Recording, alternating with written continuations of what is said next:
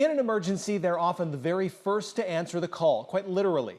Chances are you've heard their voices, yet few of us ever see the faces of law enforcement dispatchers. This week is National Dispatchers Week, a time to recognize 911 operators for their dedication in those emergency situations. KTIV's Katie Koppel joins us in studio to tell us why dispatchers dedicate their lives to this important line of work. Katie? That's right, Matt and Jessica. 911 dispatchers are the first line of first responders. Now, while they aren't out on the streets like firefighters, EMS crews, or police, they are a link in the chain to get you the help you need in an emergency. 911, what's that? It's emergency?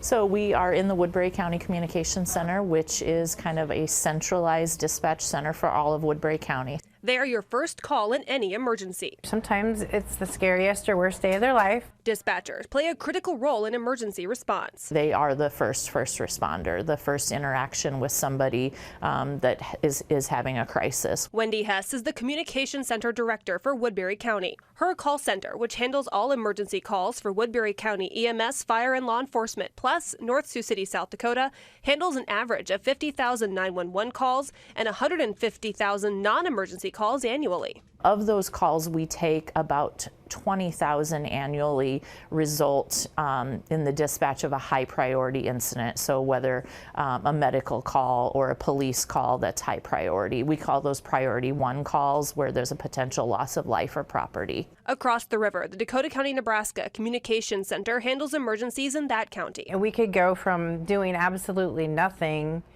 to one of the biggest events we've had all year in the matter of seconds. Tracy Ellinger is the communication supervisor. We're the first person that somebody's going to call when what could be their worst day of their life. So we want to try to be there to be the calming voice behind the scenes to make sure that they're getting help as quickly as possible, but also trying to stay as calm as possible.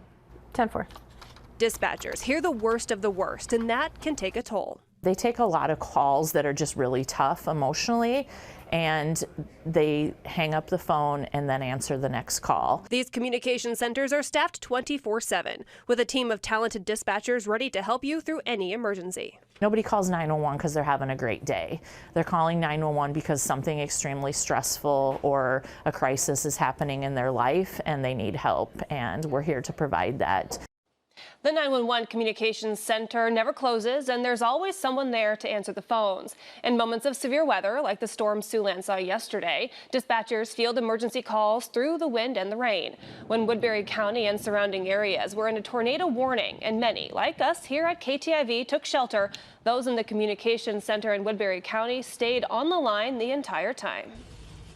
We used to be housed on the 2nd floor of the Sioux City Police Department, and that was always a concern. If a tornado came through downtown Sioux City, it could potentially displace us. So we're in a secure location down in the basement of a building.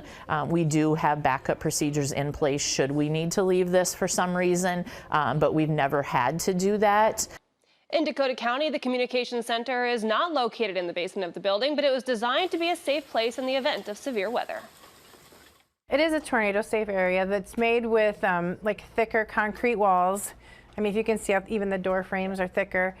We've got a shield that goes over that window over there that we can pull down if necessary.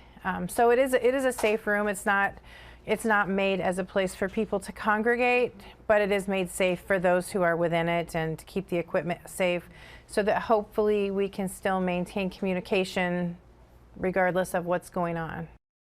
Now, if you think you might have what it takes to be a dispatcher, they are hiring, and I'll have that information online. But Matt and Jessica, just in the small amount of time I spent with them today, I don't know if I could do what they do at all. All right, Katie Koppel, thanks.